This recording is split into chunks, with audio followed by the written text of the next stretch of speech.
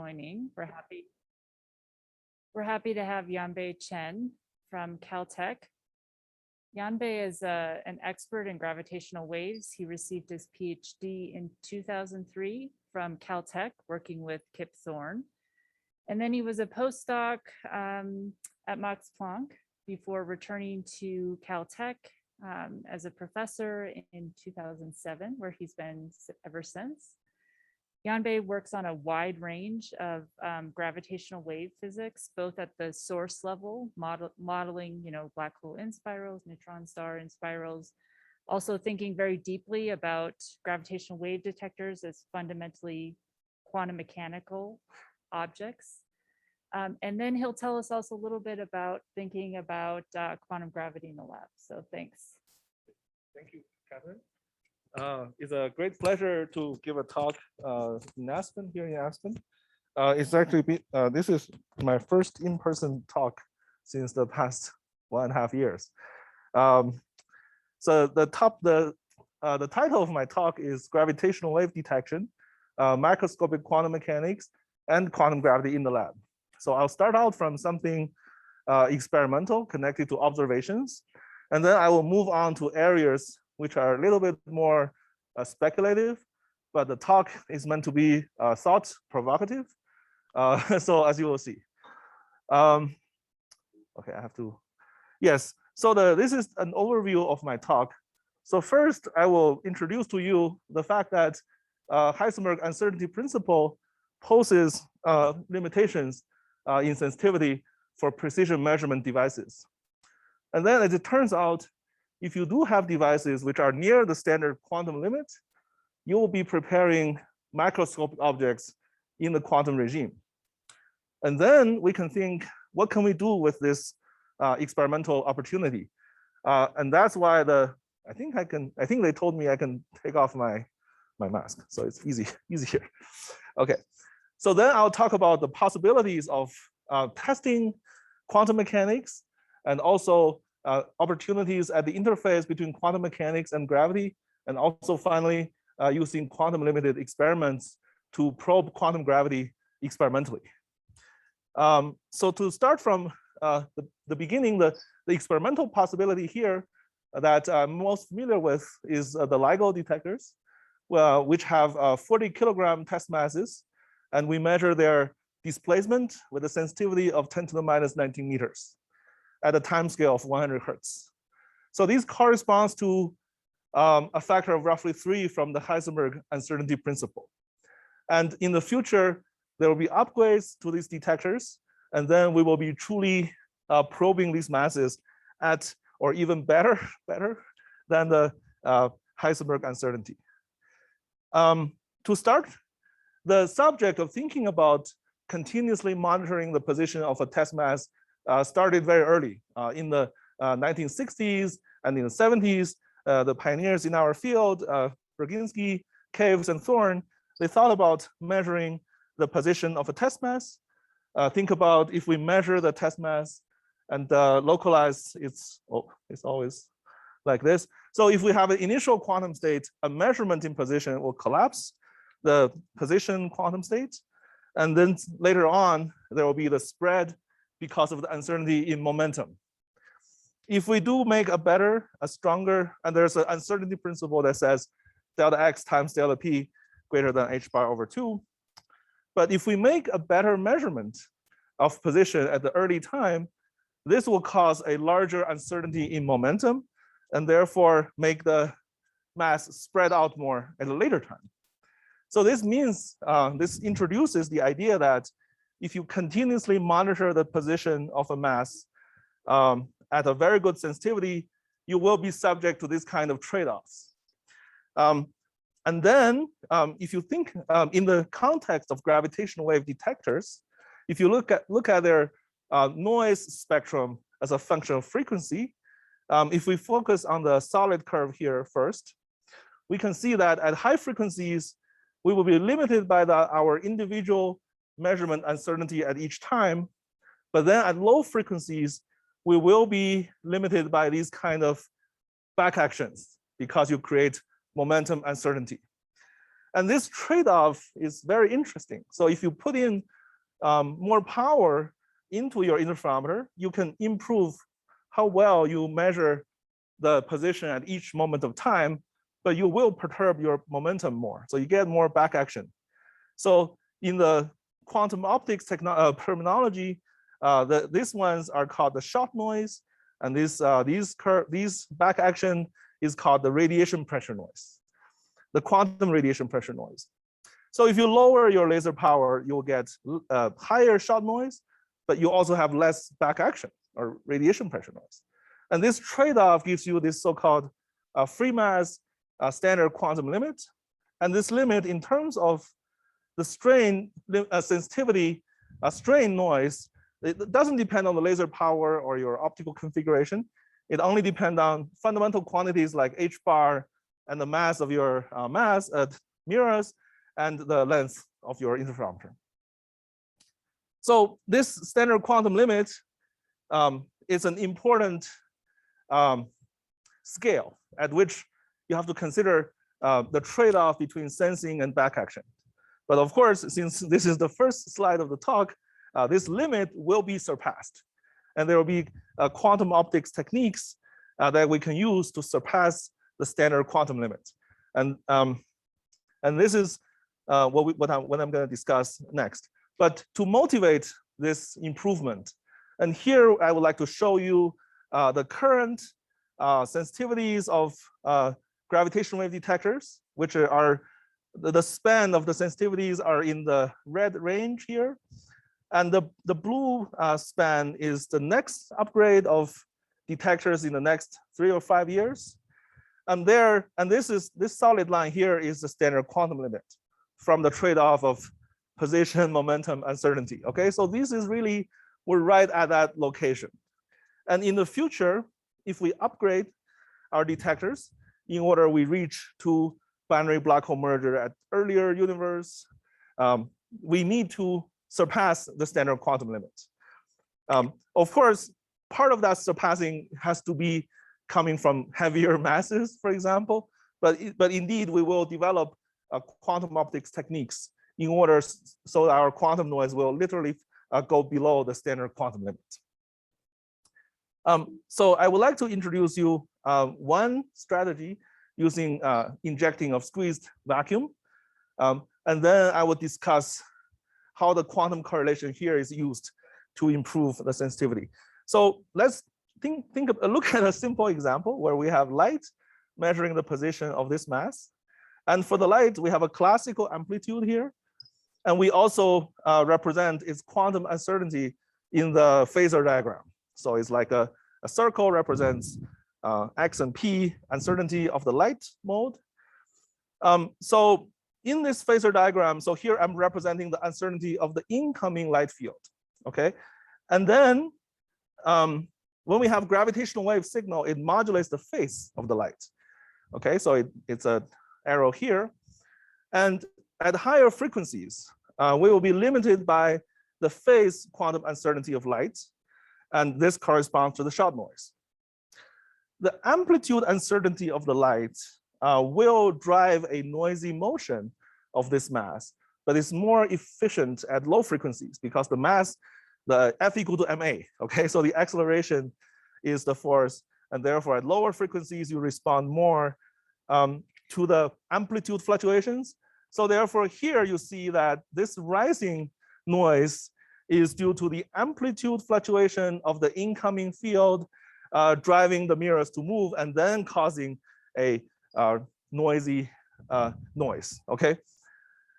But then of course, in the intermediate regime here, your noise is a combination of the two. You're suffering both from the uncertainty of the phase and the amplitude of the incoming light field.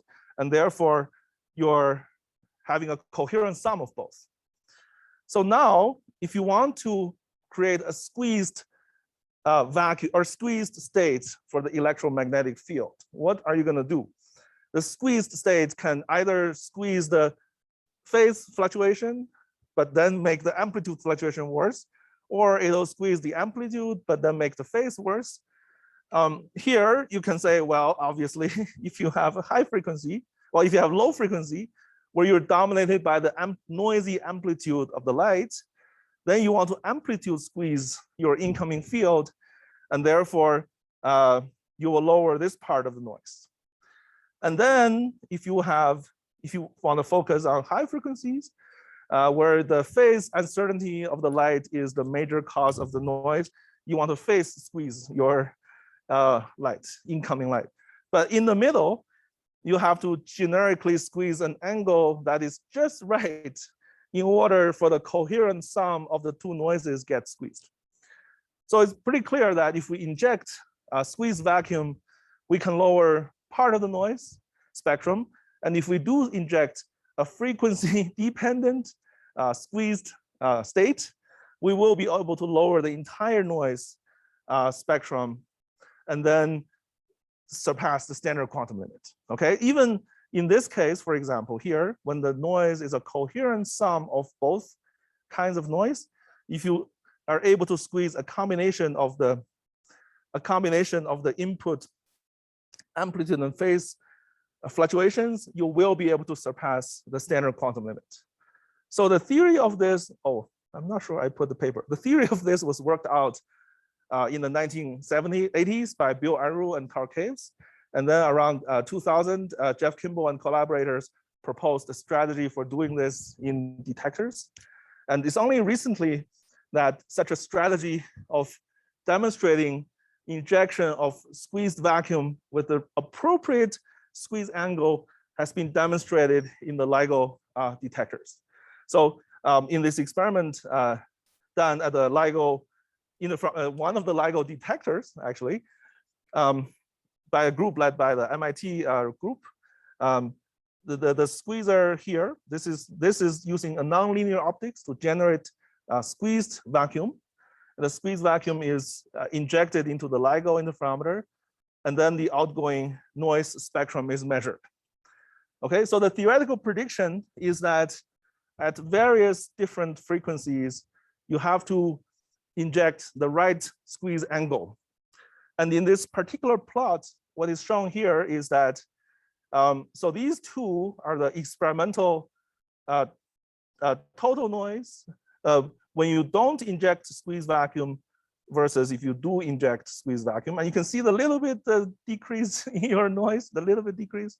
But if you subtract out your estimate of the classical noise and obtain the portion of the noise due to quantum fluctuations, you can see that this, the green curve, which is the quantum noise in the LIGO detector, it did go below the standard quantum limit, which is the dashed curve here. So the purple curve and the blue curve are theoretical models for quantum noise when you do inject the optimal squeeze state for 40 Hertz, or you don't inject. So here, this is very interesting in the sense that this is the first time we demonstrated that, okay, the standard quantum limit can be surpassed. And it can also be seen is that the reason why the noise is reduced is because the shot noise and the back-acting noise are quantum correlated. So then we'll be saying that we're using quantum correlations built in the interferometer to improve our sensitivity. But right now, the experimental demonstration is only at one frequency. Okay, so you can see that the noise is a little bit worse at other frequencies. The next step for the experimentalists is to create a frequency-dependent squeeze vacuum. I will not go into the details, but just to say that if you have a febrile cavity with the appropriate resonance structure, an incoming squeeze vacuum can be converted into a frequency-dependent one. And then here has been demonstrated that you can create a squeezed vacuum where the black curve shows that you can suppress the fluctuation at high frequencies and not making the noise worse at low frequencies. So therefore, the experimental progress is underway towards using squeeze vacuum to globally improve the sensitivity of these detectors. So that is basically saying that we have one path towards the improvement of sensitivity. But I do want to come back to the subject about quantum mechanics. I think when the paper about the quantum correlations in LIGO was published, there were some concerns, about exactly what do you mean by having quantum correlations? Have you established quantum correlations between the test mass and the light in your device? And then the definition for quantum correlation, one commonly used definition is to, if you have two systems, if their joint density matrix cannot be written as a positive weighted sum of product density matrices, then the two things are entangled. And quantum entanglement is a accepted rule for quantifying quantum correlation. So here we have a Gaussian quantum state for the light and for the test mass. So therefore, it's very easy. There's a very simple criterion for quantifying entanglement in this situation. Basically, entanglement between two observables, two systems which are a Gaussian quantum state, joint Gaussian quantum state, is to search for so-called EPR observables, where EPR stands for Einstein, Podolsky, and Rosen. You must be able to find, for each system, a pair of conjugate displacement and momentum, conjugate canonical displacement and momentum, such that this EPR product, okay, the difference between XA and XB and the sum of PA and PB have to be each squeezed in such a way that the product of their variances is below the vacuum level, below the Heisenberg uncertainty, okay? Of course, this is a necessary condition for, well, this is a sufficient condition for entanglement, but this turns out to be necessary for systems in Gaussian states. In gravitational wave detectors, or in LIGO, what is being entangled? So here we have, if we take a snapshot of our gravitational wave detector, we have the following things. We have the two masses, we have the optical mode of the cavity, and we have the incoming field, which has not yet coming in, and then we have the outgoing field, which has come out. So what is entangled? So I think it turns out the interesting thing to look at is to see whether the test masses are entangled with the field that has already come out from here before this moment, okay? And therefore, these fields can be considered as independent degrees of freedom that are now in spatial locations outside of the interferometer, okay? So we can test whether there exists a longitudinal mode of this outgoing field, some kind of weighted sum of the amplitude and phase of this light can make up a mode which is entangled with the mass. And if it is entangled, then you can say, oh, I have created quantum correlation, quantum entanglement between light and the macroscopic object. There can be, it turns out, the obstacles against entanglement is classical noise, okay? Because in any quantum system, if you have a pure state, you have two systems with pure states, it's very unlikely they're not entangled. If they have any correlation, it's always quantum entanglement. But if you have classical noises, they are the limitations. They will make our light and mass correlated, but not necessarily quantum mechanically entangled. And the two major kind of noise can be idealized in this way, where we can say we have some noisy force acting on the center of mass of the mirror. And we have some noise which makes the surface of the mirror having a variable different distance away from the center of mass. Okay, these two can be idealized as force noise and sensing noise. And it turns out there's a rule of thumb after some calculations. If you roughly model both the force noise and sensing noise as white noises, they will show up in your gravitational wave measurement spectrum as a flat noise for the sensing noise. It'll go like 1/omega² in for the force noise, because if you have a white force acting on something, the displacement it causes is 1/omega². So these kind of noise levels, they show up in the LIGO noise curves, as I will show in the next page.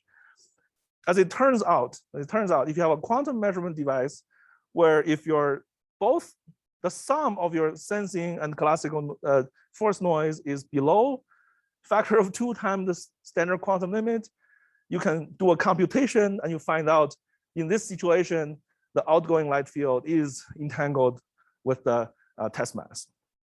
And then we can see, we can compare this with the current LIGO sensitivity. We can extract from this, we can make a fit to a certain classical noise model. And this is the quantum noise here agrees with the current quantum noise of LIGO. And then it turns out if we take this model, the purple curve is the total noise between the quantum and classical noise. You can see, okay, the purple curve is the little bit less than the total noise, but not so much less, okay, not so much less. So this purple curve is the closest I can find, which is right now closest to the LIGO noise and still having the light and mass entangled. So it means that we're just a tiny little bit away from having theoretically a quantum entanglement between the light and the mass in LIGO. It'll happen very soon. There's another subject about how to verify that we have entanglement, but I won't go into the details. So in the first part of this talk, I think I have, the point is that we have LIGO as an example is a macroscopic objects probed in the regime where it's nearly Heisenberg limited. And we can establish quantum entanglement with these macroscopic objects. This belongs to a category, a wide range of experiments, quantum optomechanics experiments, where they do this at different mass and time regimes. And then the question is, with these optomechanical devices, macroscopic quantum objects, what can we do in terms of fundamental physics? So in the following, I will give 3 examples. I think none of them is, you can see, it's about probing something like fundamental physics. So therefore, it's not clear I have the right answer here, but I want to point you to the 3 possibilities and to provoke you to think about these. The first thing I think is a long-standing problem in quantum physics is the idea that if we have a, if we want to really believe in quantum mechanics, we will have to use a wave function which contains the all of the components of the wave function basically represents all the possibilities which would have ever happened. So you can say this is the many world interpretation of quantum mechanics, which basically literally follows the mathematical postulates of quantum mechanics. Of course, then it's not a very intuitive picture where the universe has many, many branches and we just happen to live in one of them. And so therefore people have proposed ways to destroy this many world picture. So I think the most straightforward way is to say that, well, there's some mechanism that is collapsing the universe, the wave function of the universe continuously in such a way that the universe actually only follows one path. But the way that it works, literally proposed by these many authors, is basically saying that you want to collapse the quantum state, but the collapse is not what we do. We are not doing this. Some other mechanism is doing the collapse for us. So therefore, we will just be put on one of the paths by those external mechanisms. Okay, so I think this is a reasonable theory. And then the way to test for this is to say that, well, if the universe is not literally on all branches, but only on one, if there's the collapse process, then there will be noise associated with this. Because every time you measure something, you collapse something, you will disturb the conjugate variable and you cause uncertainties in your system.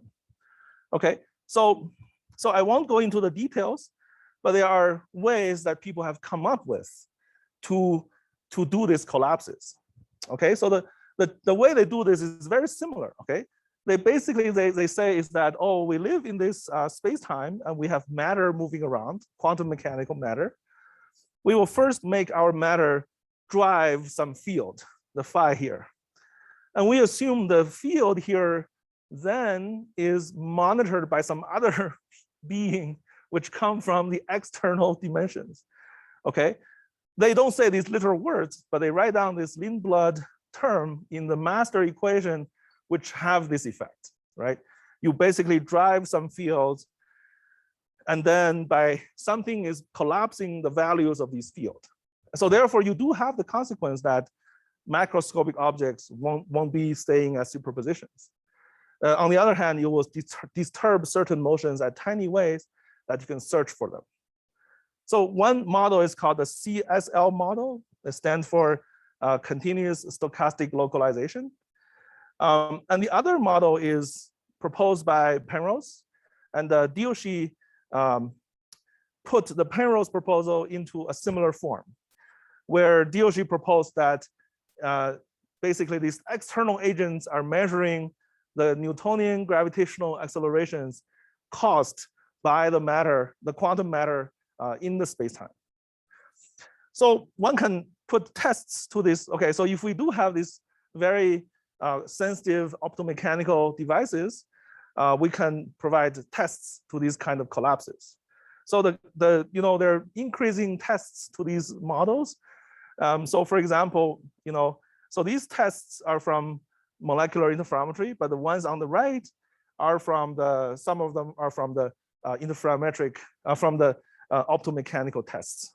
So the idea is if you measure very precisely the mechanical motions and rule out additional noises, you will be able to rule out this universally present collapses of quantum states. Okay, this is so much I want to say about this. I feel like maybe the parameter space is closing down. I do feel like having microscopic quantum objects is providing us a direction where we can think about the nature of quantum measurement. But at this stage, it's not clear to me that the answer is to test for, the answer is this universal collapse models. Let's move on to the second subject. I have three subjects. The second subject is that since we have macroscopic mechanical objects, and then we have very sensitive devices, and the other direction that people thought about is to say, well, we want to measure the quantum effects of gravity. But they're not measuring where gravity, they're measuring something not the usual quantum gravity you think about. It is like, if I have Newtonian gravity, can I use Newtonian gravity interaction to transfer some quantum information?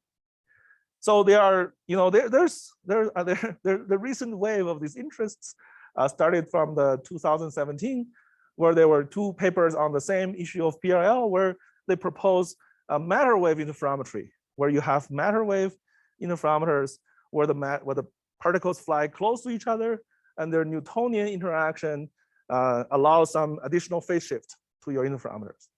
And then in this other experiment proposal is that if you have two optical cavities, if you use strong laser to drive one of these masses to move under quantum radiation pressure, whether this quantum radiation pressure induced motion would change would via gravity push on this other guy and then make it move in a distinguishable way. Okay, so all of them are going towards the direction that I want to demonstrate using Newtonian interaction to transfer quantum information. So then the idea, I think the theoretical idea would be that, does that even need testing? Are there even ways where Newtonian gravity is not quantum? So the way we treat Newtonian gravity is that the Newtonian gravity is part of the longitudinal part of the field, which we don't independently add as an operator into the quantum treatment. What we do is that we just incorporate the Newtonian interaction between particles in the Schrödinger's equation.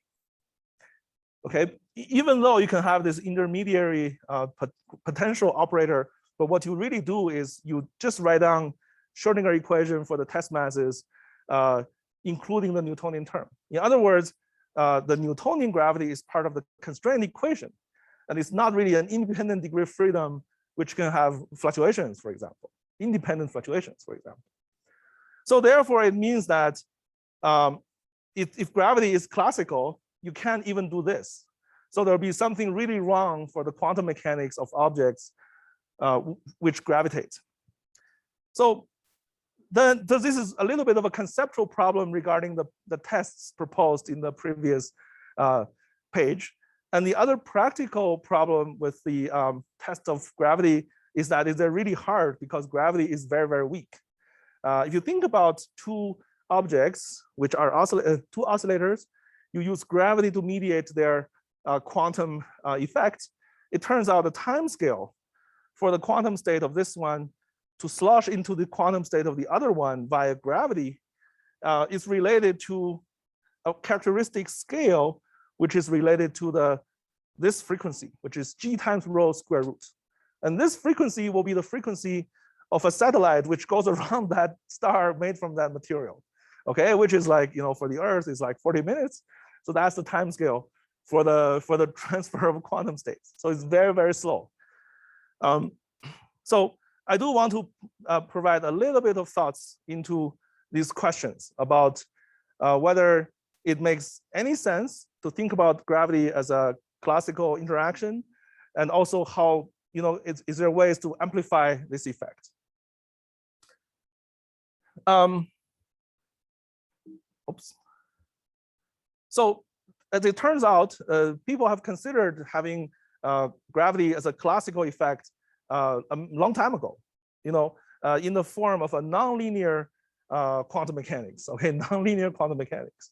So there are many issues with nonlinear quantum mechanics, as I will discuss, but let's first just pretend it's okay, and then I will address the conceptual issues a little later. So the idea is that instead of writing down, instead of having the Newtonian gravity built into your Schrodinger equation as a potential, what you do is you say that, okay, I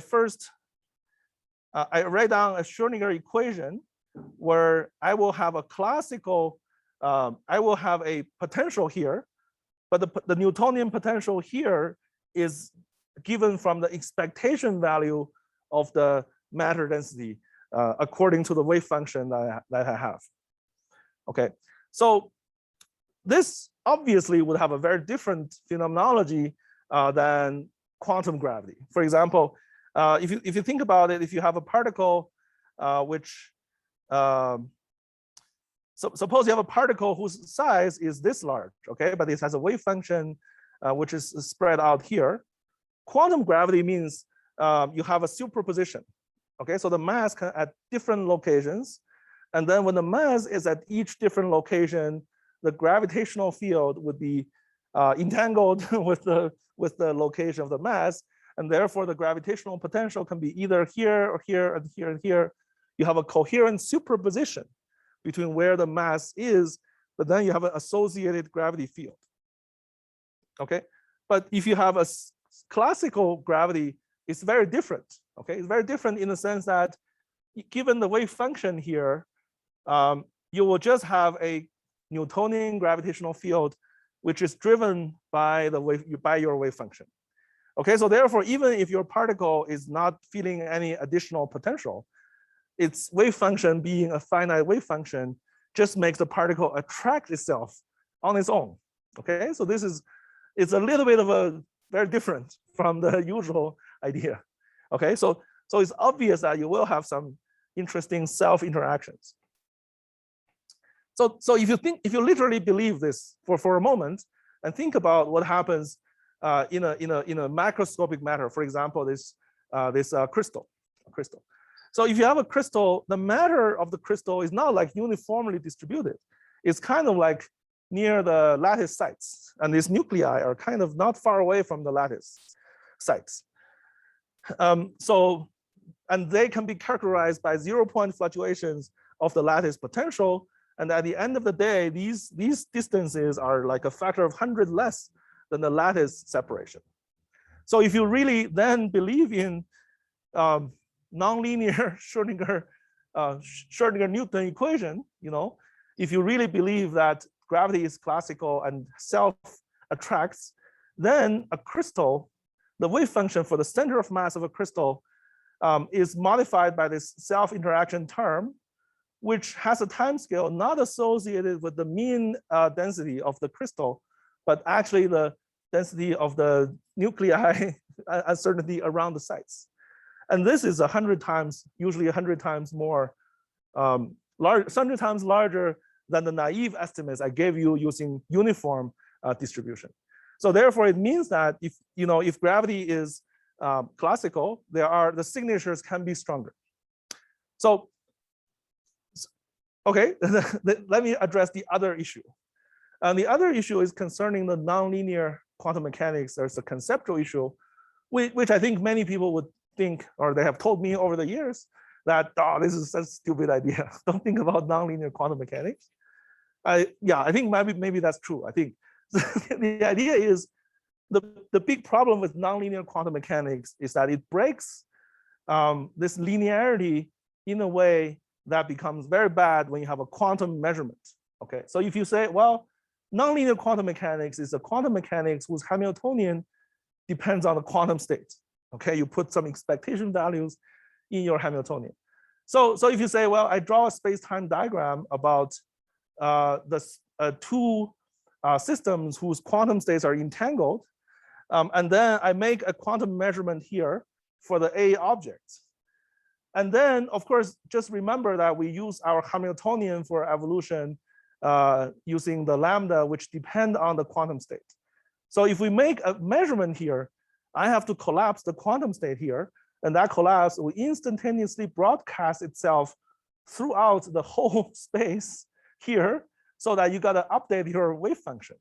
And if you update your wave function here, then the lambda here is going to change, and then you're going to feel the fact that A has made a measurement. And this is called a signaling, okay? And this is such a terrible issue because it violates causality, okay?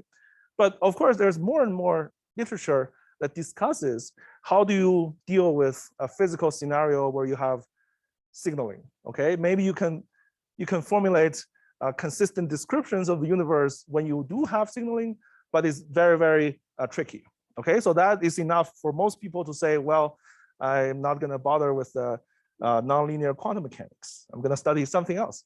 But if I think about, there's another way to do it, which turns out might work, okay? So this is also inspired by work by Caffrey and Taylor, where they were considering gravity as an effect of feedback control. So the idea is that for the two objects here, if we take each of them, well, the key is that they each have this parameter here, lambda, which have to generate gravity for them, while at the same time not signal to them what the other person has done, okay? So the lambda A and lambda B should depend on the quantum state. But what if each of this lambda only depend on the results of measurements that are made from the past light cone of this object, okay? So of course, this breaks the time reversal symmetry here. So the theory is also weird. But in principle, this is a way to formulate a theory where gravity is driven by classical parameters in the Hamiltonian. Therefore, you can't transfer quantum information, while at the same time, it doesn't violate causality. So it's just, I guess the way to say it is that I'm not going to believe that this is the true theory for the universe, but this opens a excuse for people to test these scenarios where at least they can say, well, it is useful to make a test demonstrating experimentally that gravity can be used, Newtonian gravity can be used to transfer quantum information. So there is a more sophisticated theory that has some of the flavors of these kind of ideas, but it's more self-consistent. It's the so-called correlated worldline theory developed by Stamp, Wilson, Giraud, and Barvinsky. There, they will predict similar scales of effects, but doesn't have this kind of issues with time reversal, with violation of time reversal symmetry. Okay, so I think I will stop here for the second idea. Okay, so the second idea is to say, well, testing whether Newtonian gravity can transfer quantum information. And I think I want to go to the more interesting, but maybe also very challenging third idea, which is also part of the reason why I'm here for the workshop, is to think about noise in these detectors, which are due to quantum gravity, that are fluctuations in the h mu nu. Okay, so it's not just in the Newtonian part, but also in the full gravitational degrees of freedom. And recently, there was a series of papers by Parikh, Wilczek, and collaborators, which had very nice descriptions of gravitational wave detectors interacting with quantized gravitational waves. And I think from that paper, it's clear that if we plug in the vacuum state or coherent state for gravitational waves, it's clear that the sensitivity of our detectors are very, very far away from being able to see those levels of fluctuations. And I want to add one more consideration. So I think in the paper, Parikh, Wilczek et al. Described, oh, possibly we can look at squeezed states or more exotic quantum states where we will have higher levels of fluctuations. And one example is the squeezing of the gravitational wave due to the inflation. Okay, and there are in the most standard slow roll inflation model here. This is the prediction for the omega. Okay, omega is the per unit frequency energy density normalized by the closing density. Okay, so the omega here, there is a prediction, and the prediction here seem to be far below what currently planned gravitational wave detectors. But there are future gravitational wave detectors planned or conceived to search for such inflationary backgrounds. And to do that, we have to remove the astrophysical foregrounds, but it has been estimated that it's plausible to do that. So this is certainly one direction that confirms what the results of Parikh and Wilczek. But I think what is one subject of research, is to see, are there further situations where squeezing of gravitational wave can take place and may become observable. But then let me move on to another aspect of the research, which is that there are other motivations that could lead to a higher level of quantum fluctuations due to quantum gravity. So back from some years ago at Fermilab, there was an experiment constructed and operated, the so-called holometer experiment. And they were using two co-located Michelson interferometers to look for fluctuations in space-time. And so here, but more recently, Eric Verlinde and Catherine has proposed. I would say that the scale of their effect is similar to what Craig Hogan has proposed for the holometer, but they have elaborated the theory to motivate it much better and aim at providing more detailed phenomenology of this kind of noise. So let me try to summarize the effect here.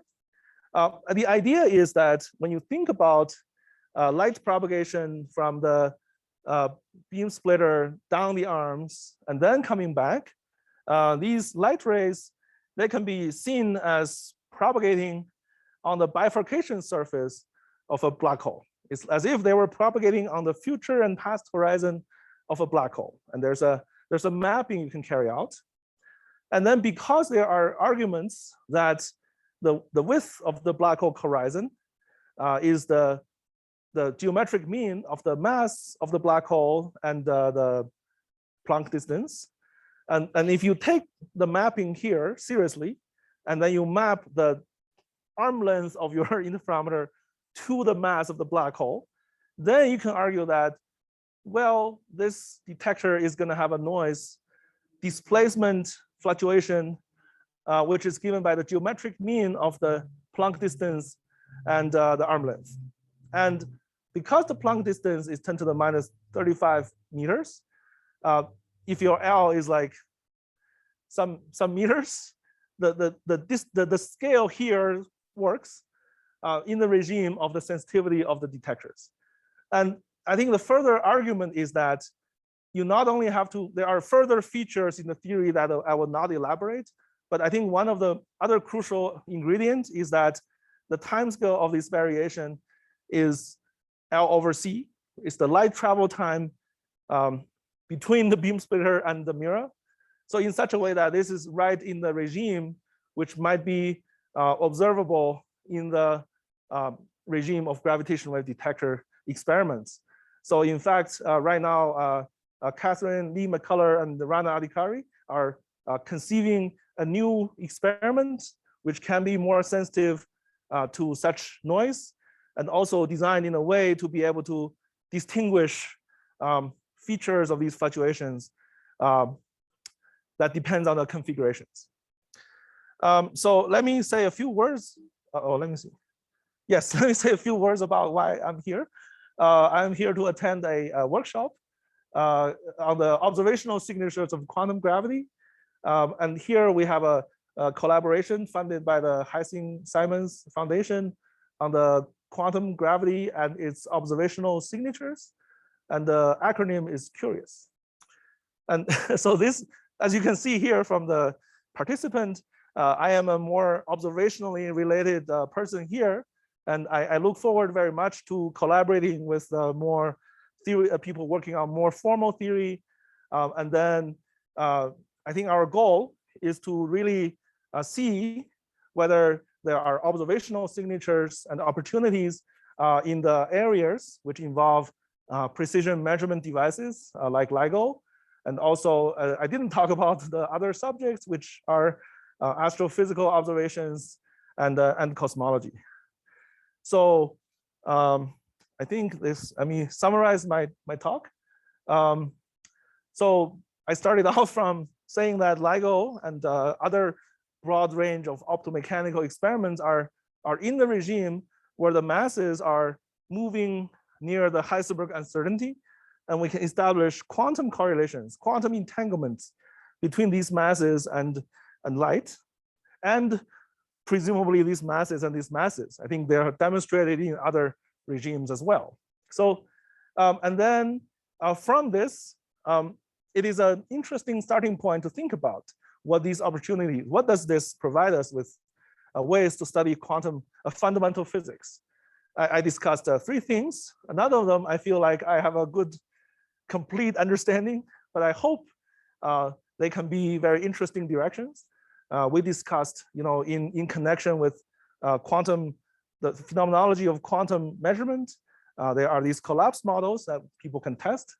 And then regarding the Newtonian gravitational interactions, and people are going to demonstrate that one can transfer quantum effects via Newtonian gravity. And finally, there's going to be the search for quantum in gravity-induced space-time fluctuations. So I will stop here. Thank you.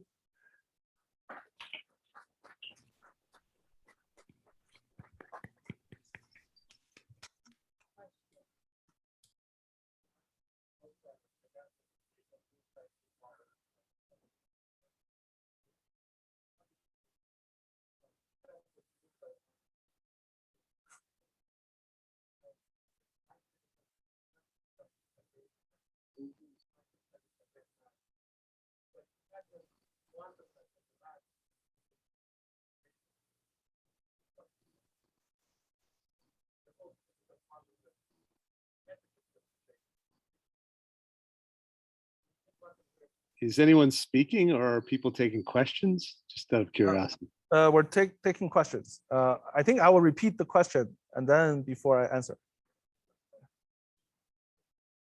Oh, no, I can, because I have to, I think they cannot hear you. So I have to repeat. So are you taking questions through the mute and unmute? Because if you are, I have a quick question. If you. Oh. Okay, so we will take a question in the audience, and then we will get to your question. Is that okay? Absolutely. Okay, yes. So, okay, I think the question is, what does quantum gravity really mean? Does it mean the left hand? Okay, so the left hand side of the Einstein's equation is gravity, I guess, and the right side is the matter. And the matter, of course, is quantum.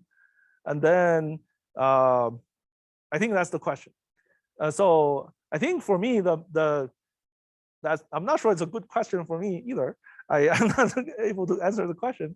I think for me, as I can see from here, when I'm describing this Newtonian gravity situations, the Newtonian gravity is not something people usually refer to as quantum gravity, because when you quantize the field, it's usually the longitudinal piece. It's the transverse piece of those fluctuations where you say I quantize. When you solve the hydrogen atom problem, where the electron is moving with the Schrodinger equation with the 1/r potential, you're not quantizing the electromagnetic field. So in that sense, I wouldn't say that testing this Newtonian, testing whether Newtonian gravity can transfer quantum information is what usually people think as quantum gravity. On the other hand, one can make up, even though very, very artificial, but nevertheless models where you don't insert the Newtonian interaction into the Schrodinger equation as a potential, but you have some expectation value, and then you add a time-dependent parameter into this equation. So in that sense, that is not quantum gravity, but is quantum effects for systems which have gravity, or gravity effects for systems which are quantum. I think maybe this is my answer. For me, it's very naive starting point. It's really for, I'm studying systems which are quantum, and then any gravity effects that is the, but I think that's for this part. But I think eventually when we move on to the second part or the third part of the discussion here, the quantum gravity has the meaning which is more related to what people think is quantum gravity. I think when Catherine and Eric have they proposed the model for the noise, they have in mind that gravity is quantum, but you have a way to describe the quantum gravity not in the usual linearized quantum gravity way, but you start from motivations from the ADS-CFT, and then you actually are finding effects in our devices, the effect of quantum gravity. Maybe, do you want to add some? So for the last bullet point, it's really just quantum fluctuations. And there's different ways you can think about that, but that's generically, I think in all the cases that he talked about, that's good. So let me just talk to the Zoom people. Catherine added that these effects are quantum fluctuations in the gravitational field. To take the Zoom question, yeah. Hello.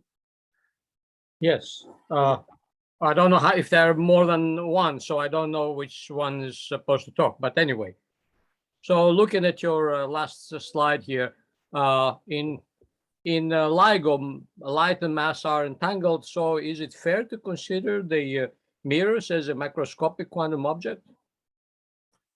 I would like to say so. I think if we are able to show that the light and the mass are quantum entangled, because quantum entanglement has consequences, right? You can, if you make a measurement on the light, you will project the mass into different quantum states, and then you can do the so-called steering, in the sense that depending on the measurement you make on the outgoing field, you will project the mass into different quantum states. So what constitutes a measurement in this particular setup, the light mirror ensemble? Could you say that again? What causes? What constitutes a measurement there? I mean, we have a system that sits there and it's in a quantum state. Yes. Is there? Yeah, so the measurement is actually made by the detectors. The photodetectors is modeled as projectively measuring the photon flux coming out from the interferometer, and that can be further modeled as a measurement of the quadrature amplitude of the light field. So therefore, we're making actually projective measurements in a continuous way, the electromagnetic degree of freedom. And that gives us the fluctuation of the mirrors, basically. We don't, well, there's a little bit of a tricky, right? Because we only have direct measurements of the light, because the Yes. mirrors can only accessed through the light as well. So therefore everything we do is via the electromagnetic measurement. So is there a collapse of the wave function then? There is a collapse of the wave function. There's a direct collapse of the wave function of the elements of the electromagnetic field you measure. You instantaneously collapse it, and then because the light and the mass are entangled, you actually also indirectly collapsing the quantum state of the test mass. There's a systematic theory about such a scenario where you have a system coupled with radiation, and then the radiation is in turn continuously monitored. You can actually model the time dependence of the density matrix of the test mass as a function of time. When you update your measurement result at any instant, the density matrix of your test mass would go a random walk will undergo a random walk. So in that way, it is being collapsed, but it's not directly collapsed. It's indirectly. You have a reference to that? Yes, I can, but I cannot. Where do I send? I can send it. Yeah. Well, I can put in chat my email, and then you can send it to me. Yes, or I think maybe the terminology is called quantum trajectories, and this falls into the subject of quantum trajectories. I will also send you if you put in but then, okay, maybe I will check the chat window later. Yes. All right, thank you very much. I appreciate it.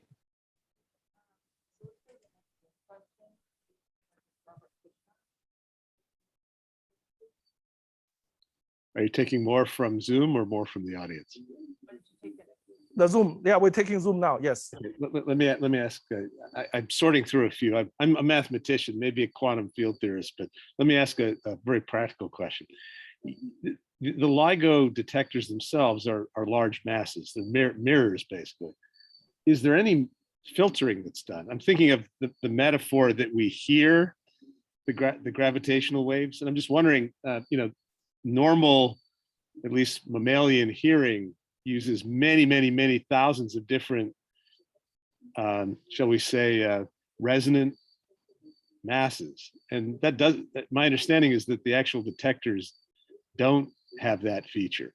There's like a single hearing, ear hair, as it were. And I'm wondering whether people have considered this. I'm a mathematician, but I'm giving you an experimentalist's question. How's that? Yeah, it's a very good question. So in the old beginning days of detection, we were using the resonant bar detector, not me. They were using the resonant bar detectors, and that has a particular eigenfrequency where it is most sensitive to. But then they realized that if you do that, you can't detect the binary black hole mergers very well. So now the LIGO detectors are rather broadband. And if you analyze the resonance structure, there's only one resonance that is, or one or two, very few resonance, and the poles, the eigenfrequencies are very low frequency. And so, they have a bandwidth, which is just the detection bandwidth of your detector. So right now we're just living within the resonant width of only one resonance.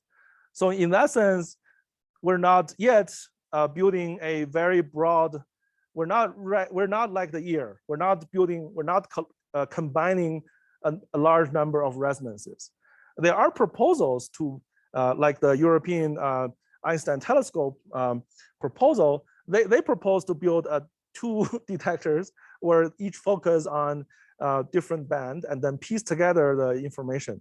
But there's hardly any thoughts, any serious experimental thought yet on having a detector which has many resonances. We have done some mathematical studies about such ideas, but we have not yet come up with a very good situation where we use multiple resonances together. So this is still not yet applied. Let me just follow up. Just that obviously for the musical scale, we have an octave or octave with other smaller intervals, but one might think about a reasonably small number of notes in an octave, so to speak. I'll leave that the metaphor for you to. Yeah, I think that's a good direction to think, to say that what about like there's 10 around 5 or 10 different things, and you piece together a band. I think this is a direction worth exploring. Yes. Hi, I wonder, is it possible to stick in a question here? Yes. This is Pete Bender. A few months ago, there was a report about a measurement where at an observatory, I think it was in the Azores, they observed signals from two different objects where they had superposition states that were correlated. They were sent out from a central location, and then they had these correlated systems separated by more than the travel time for light between them. And they saw there were still correlations in the signals. Is this something you're familiar with? I think I'm familiar with a general program where you try to test the non-locality of quantum mechanics. That's right. Yeah, where you distribute entangled pairs of photons, and in such a way that you make EPR, the Bell, so-called Bell measurements. And then basically the idea is that the result of the measurement cannot be recovered by local hidden variables. But then there are these loopholes that says that if your separation is not far enough, then if your measurement are not performed with a short enough duration, then in principle, your two measurement processes can be causally related, and that doesn't rule out the hidden variables, local hidden variables.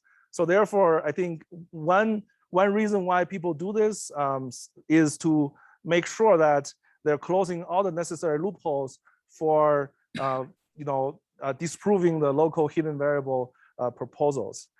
I think the other thing, there's a practical applications of distributing quantum coherence over long distances for the purpose of the so-called quantum internet, because in principle, this is a technology that might have applications. Right. Okay. Thank you. Yes. Just one more quick question before we close. Okay. From the Zoom. Oh. Yes.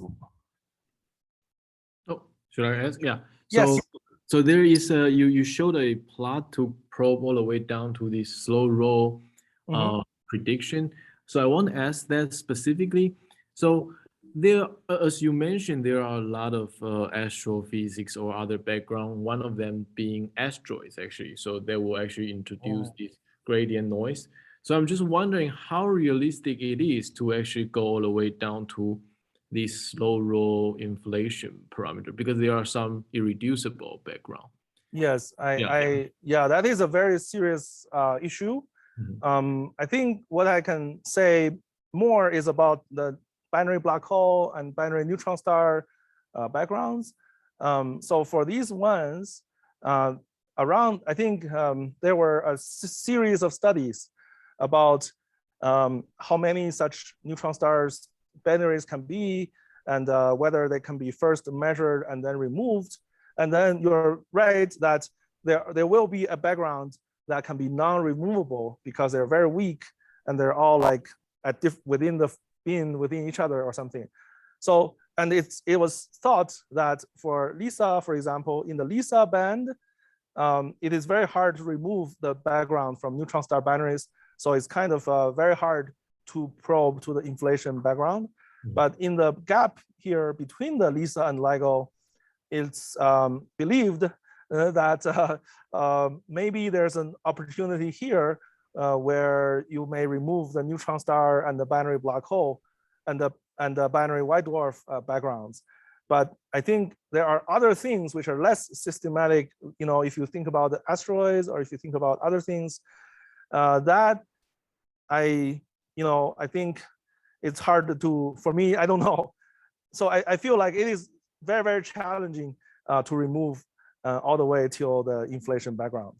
So as you say, actually, that might be more optimistic actually to me, because the asteroid is on the lower side. So because of the frequency. So maybe that regime actually could be open, at least for the non-source. So we have to understand, but maybe actually that's a good thing. So maybe that window is actually good, but it's cool to study that. Yeah, thanks. Yeah.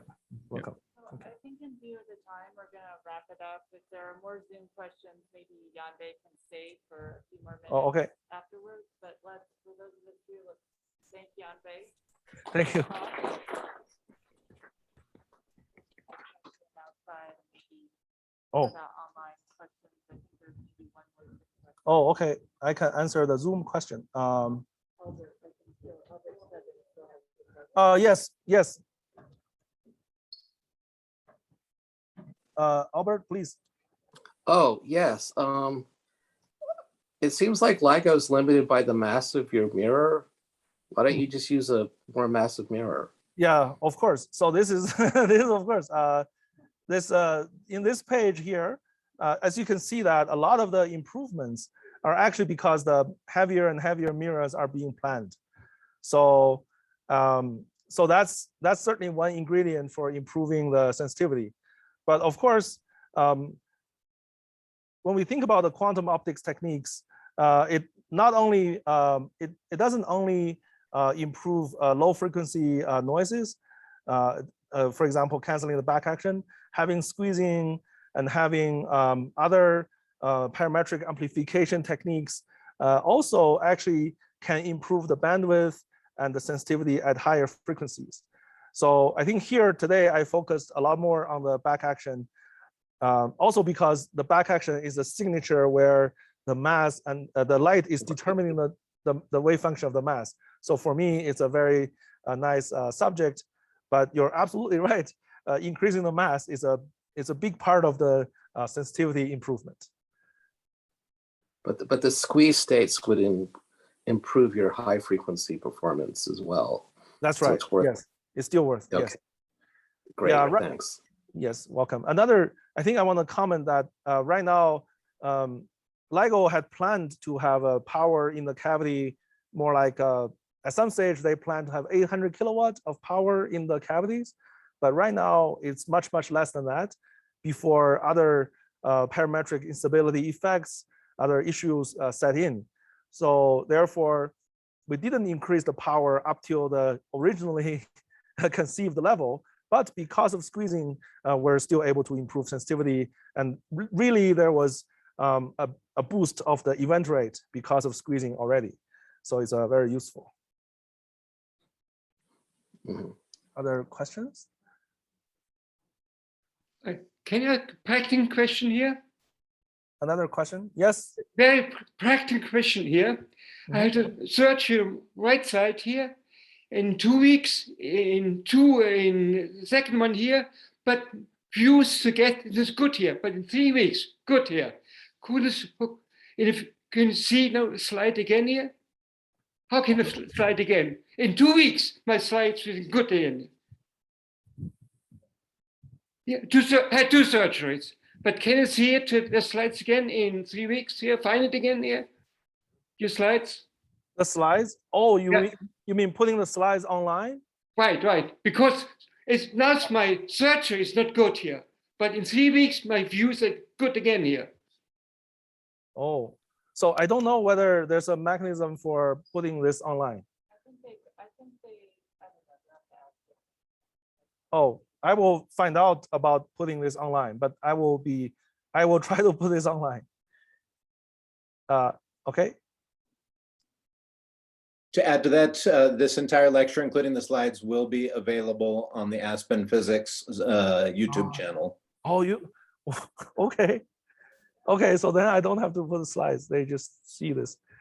Okay, thank you everyone for attending. Bye. I can see it then. Okay. Yeah. Bye.